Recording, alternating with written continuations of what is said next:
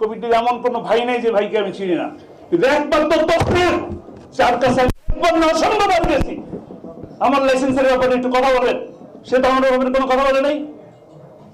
দুর্নীতির ব্যাপারে আমি কোনো কথা বলতে চাই না, কিন্তু সে তো আমার কোনো বিষয়ে কখনো কোনো কথা বলে নাই।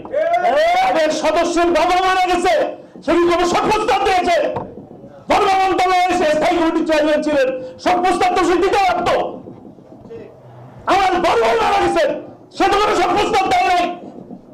পক্ষে সেই হাজার কোনোভাবেই সভাপতি থাকতে পারে না। পারা যান, এখানে কোনোভাবেই তাকে কোন অবস্থাতেই তাকে সভাপতির পদে দেওয়া যাবে না।